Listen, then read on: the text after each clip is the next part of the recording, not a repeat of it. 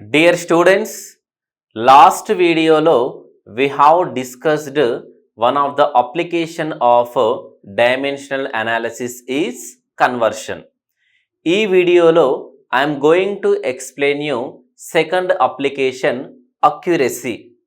ఇక్కడ ఈ అప్లికేషన్లో స్పెషల్గా మనం ఏం నేర్చుకుంటామో అంటే given the formula is right or wrong. I will tell you for example. మ్యాథమెటిక్స్లో కామన్గా బేసిక్గా మనకు తెలిసిన formula a plus B whole square is equal to a square plus B square plus 2ab. Already ఆ ఫార్ములా మీకు తెలుసు. ఒకవేళ if you don't know that formula, నేనేమంటాను అంటే a plus B whole square equal to 2a square plus 2b square plus 2ab అంటాను. So ఈ formula already తెలిసిన వాళ్ళకైతేనేమో whatever I said is wrong అని డైరెక్ట్గా చెప్పేస్తారు. ఈ ఫార్ములా అసలు ఇంత ముందుకు తెలియని వాళ్ళకి ఇది రైటో రాంగో తెలీదు. సో ఇలా ఆ ఇచ్చిన ఫార్ములా కరెక్ట్గా ఉందా లేదా dimensionally as well as physically, to know that we have to learn this application. ఈ అప్లికేషన్లో మనం స్పెషల్గా నేర్చుకునేదే ఫార్ములాని చెక్ చేయొచ్చు డైరెక్ట్గా. Okay, dimensionally or physically either the given formula is right or wrong అని. ఓకే, ఈ వీడియోలో I will take the 2 examples and I will try to explain you how to check the formula. Okay, C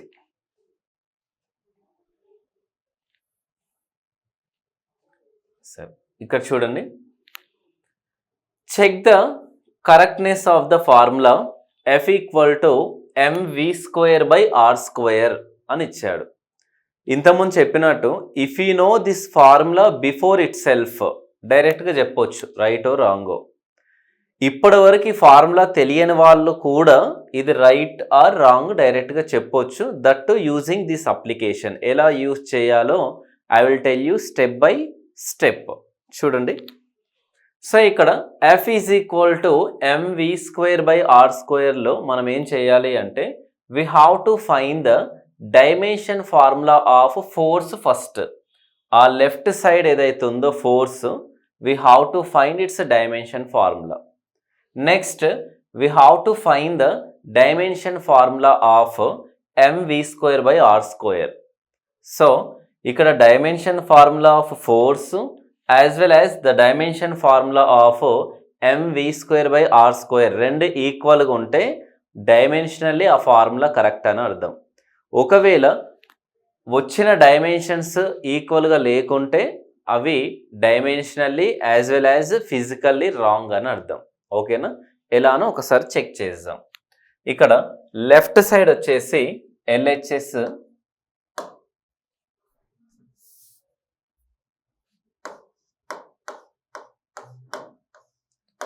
force is there.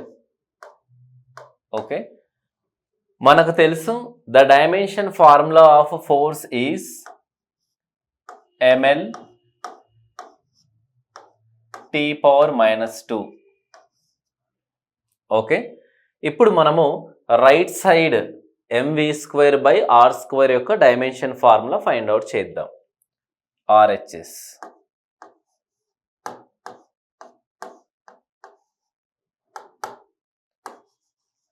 mv square by R square.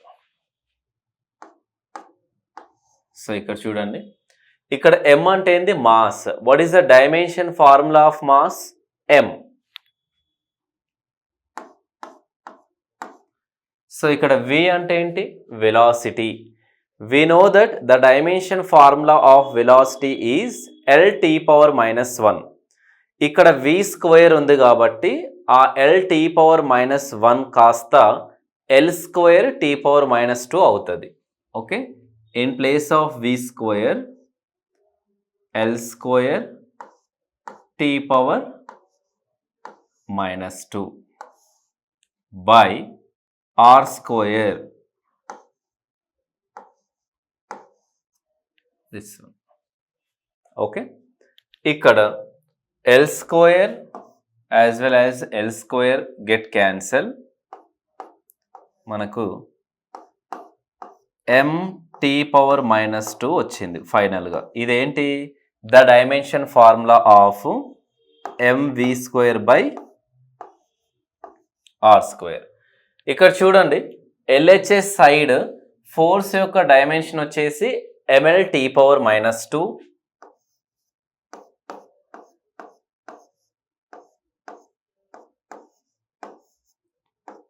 And RHS side mv²/r² యొక్క dimension వచ్చేసి mt⁻⁻2. So the dimensions of force is not equal to dimensions of mv²/r².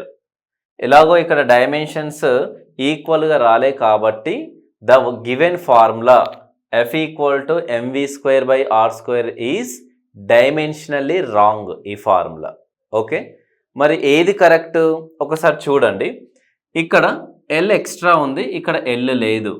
So correct formula మనకు రావాలి అంటే right side ఒక length means మామూలుగా dimension formula of length ఎల్లే కదా, length radius ఉండాలి. ఇప్పుడు చూద్దాం, రైట్ సైడ్ మనకు mv²/r² ఉంది. ఇది కరెక్ట్ అవ్వాలి అంటే ఎక్స్ట్రా లెంత్ ఉండాలని చెప్పినా కదా. Length is nothing but radius r. ఇక్కడ r క్యాన్సిల్ అయిపోతే mv²/r అని వస్తుంది. So actually force is equal to mv²/r is a right formula. ఇలా మనము using this application we can find either the given formula is dimensionally correct or not. Okay, I will take the one more example, then I'll explain you. So ఇక్కడ చూడండి, check the correctness of the formula S = ut plus 1/3at². maximum అందరికి కూడా ఈ formula తెలుసు. ఏంటి? S = ut plus half at² అని. But ఇక్కడ 1/3 అని ఉంది. చూడగానే చెప్పేయచ్చు ఇట్ ఈస్ ఏ రాంగ్. కాకపోతే ఇందులో ఇంకొక కొత్త టైప్ ఆఫ్ చిన్న మెథడాలజీ అనేది మీరు నేర్చుకుంటారు. Before that try to listen. Okay. So ఇక్కడ S = ut plus 1/3at². Okay. Left side S, LHS side S ఉంది. మనకు తెలుసు S ఈజ్ డిస్టెన్స్ అని, length. Okay. What is the dimension formula of S? L. Okay. ఇప్పుడు ఏం చేయాలి? Dimension formula of right side find out చేయాలి.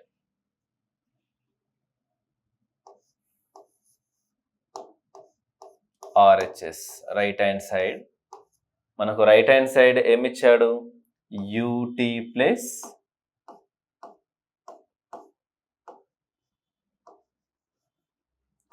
1/3at².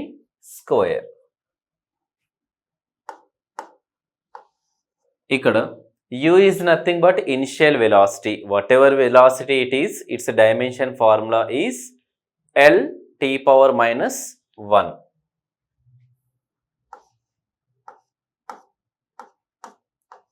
ఇక్కడ t is a time. The dimension formula of time is t only. Plus 1/3. ఇక్కడ a is acceleration. The dimension formula of acceleration is L⁻⁻2.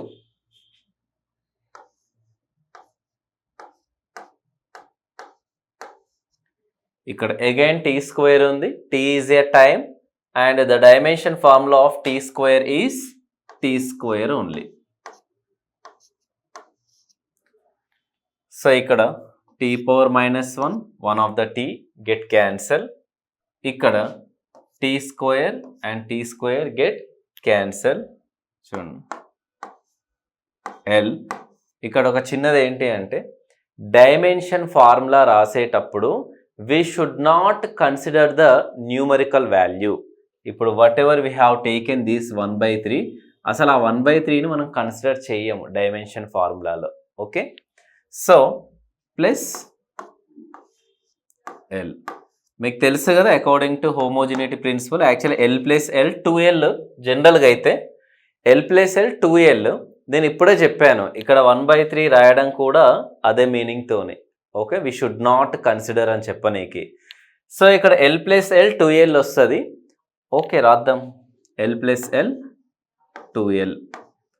So as I told you that we should not consider the numerical value in dimension. అంటే ఈ 2ని మనం consider చేయొద్దు. అంటే ఫైనల్గా మనకి ఏమొస్తుంది, ఎల్ అని. So RHS side whatever it is given UT plus 1/3 AT square యొక్క డైమెన్షన్ ఫార్ములా ఎల్ఏ వచ్చింది. అండ్ లెఫ్ట్ సైడ్ డిస్టెన్స్ యొక్క డైమెన్షన్ ఫార్ములా కూడా LA. Okay, L is equal to L. So LHS is equal to RHS. అంటే ఈ రెండింటి యొక్క dimension same వచ్చింది కాబట్టి whatever the given formula dimensionally correct. ఈ S equal to UT plus 1/3 AT square అనే formula dimensionally correct, గుర్తుపెట్టుకోండి, but physically wrong. Okay, so ఇక్కడ ఇట్ ఈస్ డైమెన్షనల్లీ కరెక్ట్.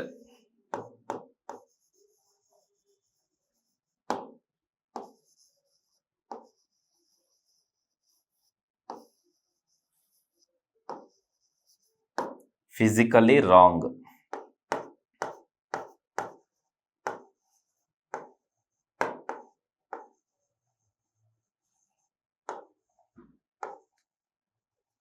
మీకు తెలుసు ఫిజికల్గా ఈ ఫార్ములా ఏంటి, S equal to UT plus half AT square, not 1/3 AT square. ఇది correct formula. Okay, so ఇక్కడ మీరు ఇంకోటి గుర్తుపెట్టుకోవాల్సింది ఏంటి అంటే డైమెన్షనల్లీ కరెక్ట్ వచ్చింది, ఫిజికల్లీ రాంగ్ వచ్చింది. సో ఇక్కడ మీరు గుర్తుపెట్టుకోండి, ఈ డైమెన్షనల్ అనాలిసిస్లో ఈ సెకండ్ అప్లికేషన్ అక్యురసీలో మీరు గుర్తుపెట్టుకోవాల్సింది ఏంటి అంటే ఇంతకుముందు ఎగ్జాంపుల్లో డైమెన్షనల్గా కరెక్ట్గా ఉంది బట్ ఫిజికల్గా రాంగ్ ఉంది. సో అప్పుడప్పుడు డైమెన్షనల్గా కరెక్ట్గా ఉన్నా ఫిజికల్గా రాంగ్ ఉండొచ్చు. బట్ డైమెన్షనల్లే ఇన్కరెక్ట్ వచ్చింది అనుకోండి, 100% ఫిజికల్గా కూడా అది ఇన్కరెక్టే ఉంటుందని మాత్రం గుర్తుపెట్టుకోండి. Okay, for more concepts please follow NK Physics Academy.